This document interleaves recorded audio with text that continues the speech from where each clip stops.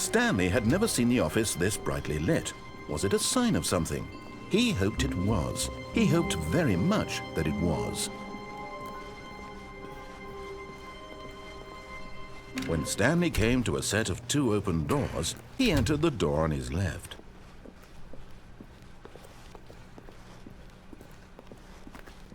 Yet there was not a single person here either. Feeling a wave of disbelief, Stanley decided to go up to his boss's office, hoping he might find an answer there.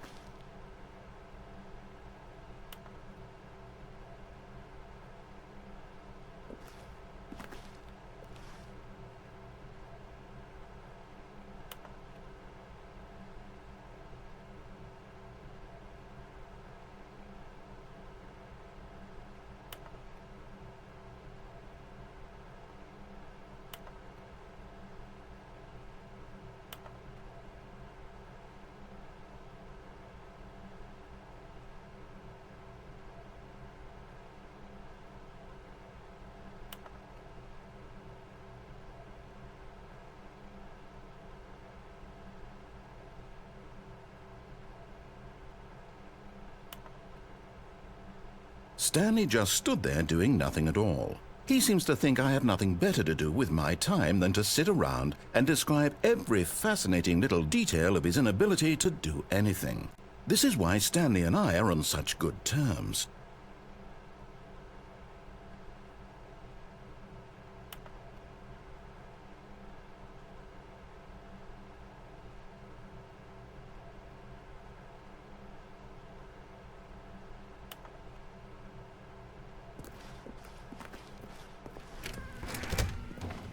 Stanley stepped into the broom closet, but there was nothing here, so he turned around and got back on track.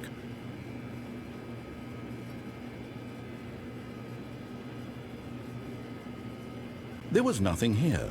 No choice to make, no path to follow, just an empty broom closet. No reason to still be here.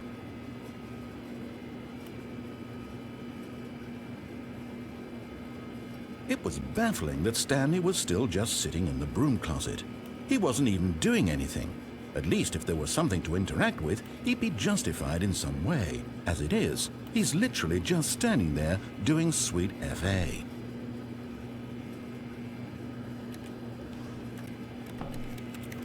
Are you really still in the broom closet? Standing around doing nothing? Why? Please offer me some explanation here. I'm genuinely confused.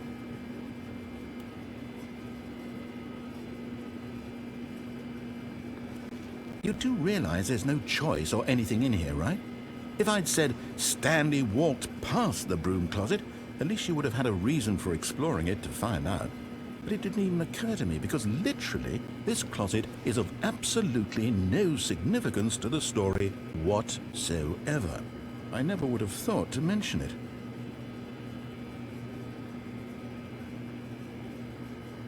Maybe to you this is somehow its own branching path.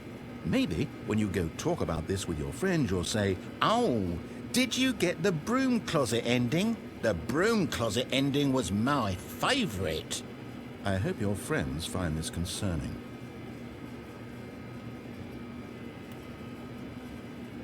Stanley was fat and ugly and really stupid. He probably only got the job because of a family connection. That's how stupid he is. That or with drug money. Also, Stanley is addicted to drugs and hookers. Well, I've come to a very definite conclusion about what's going on right now. You're dead. You got to this broom closet, explored it a bit, and were just about to leave because there's nothing here when a physical malady of some sort shut down your central nervous system and you collapsed on the keyboard. Well, in a situation like this, the responsible thing is to alert someone nearby so as to ensure that your body is taken care of before it begins to decompose. Hello? Anyone who happens to be nearby? The person at this computer is dead. He or she has fallen prey to any number of your countless human physiological vulnerabilities. It's indicative of the long-term sustainability of your species. Please remove their corpse from the area and instruct another human to take their place at the computer, making sure they understand basic first-person video game mechanics and filling them in on the history of narrative tropes in video gaming, so that the irony and insightful commentary of this game is not lost on them. All right, when you've done that, just step out into the hallway. Ah, second player. It's good to have you on board. I guarantee you can't do any worse than the person who came before you. You too? Unbelievable. I'm at the mercy of an entire species of invalids. Perhaps there's a monkey nearby you can hand the controls to. A fish? Fungus? Look, you can hammer out the details. I'm not particularly picky. I'll just be waiting for when you're ready to pick up the story again.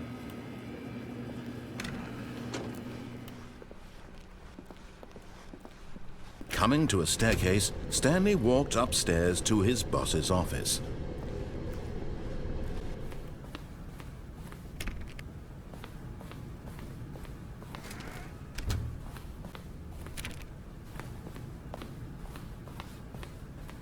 Stepping into his manager's office, Stanley was once again stunned to discover not an indication of any human life. Shocked, unraveled, Stanley wondered in disbelief who orchestrated this. What dark secret was being held from him? What he could not have known was that the keypad behind the boss's desk guarded the terrible truth that his boss had been keeping from him. And so the boss had assigned it an extra secret PIN number, 2845. But of course, Stanley couldn't possibly have known this.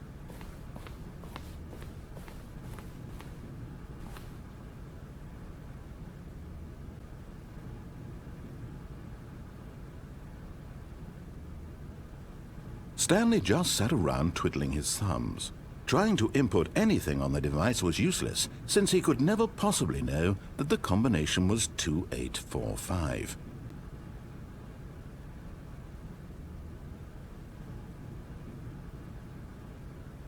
"2845.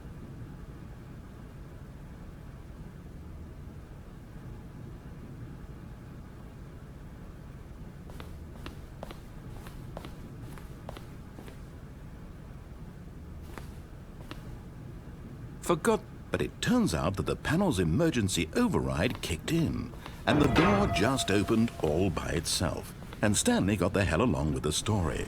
Well, whoop-de-doo.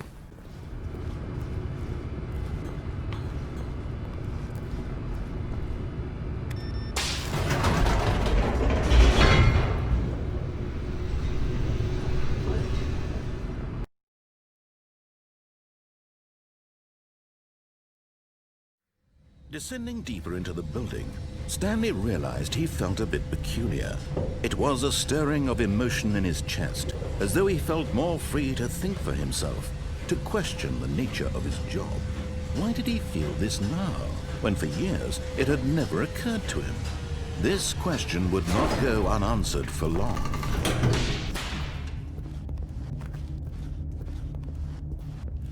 Stanley walked straight ahead through the large door that read Mind Control Facility.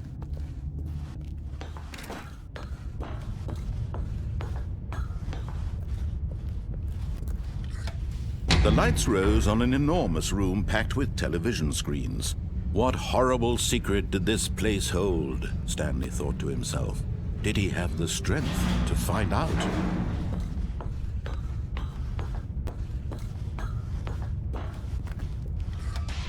Now the monitors jumped to life, their true nature revealed. Each bore the number of an employee in the building, Stanley's co-workers. The lives of so many individuals reduced to images on a screen, and Stanley, one of them, eternally monitored in this place where freedom meant nothing.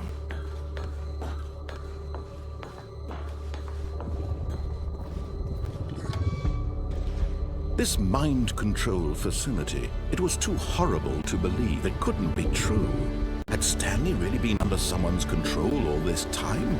Was this the only reason he was happy with his boring job? That his emotions had been manipulated to accept it blindly? No, he refused to believe it. He couldn't accept it. His own life in someone else's control? Never! It was unthinkable, wasn't it? Was it even possible? Had he truly spent his entire life utterly blind to the world? But here was the proof, the heart of the operation. Controls labeled with emotions, happy or sad or content. Walking, eating, working, all of it monitored and commanded from this very place.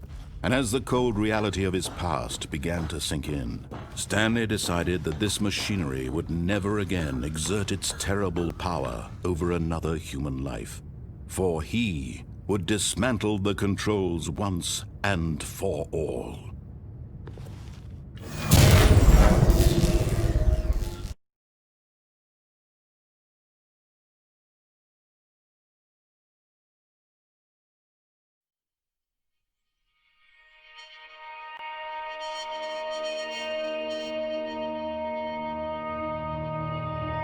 Blackness and a rising chill of uncertainty. Was it over? Yes! He had won! He had defeated the machine, unshackled himself from someone else's command. Freedom was mere moments away. And yet, even as the immense door slowly opened, Stanley reflected on how many puzzles still lay unsolved. Where had his co-workers gone? How had he been freed from the machine's grasp? What other mysteries did this strange building hold? But as sunlight streamed into the chamber, he realized none of this mattered to him, for it was not knowledge or even power that he had been seeking, but happiness. Perhaps his goal had not been to understand, but to let go. No longer would anyone tell him where to go, what to do, or how to feel. Whatever life he lives, it will be his. And that was all he needed to know. It was perhaps the only thing worth knowing. Stanley stepped through the open door.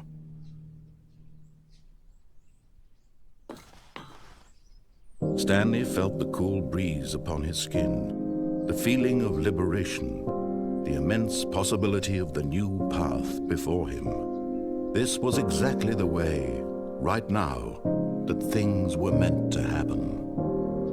And Stanley was happy.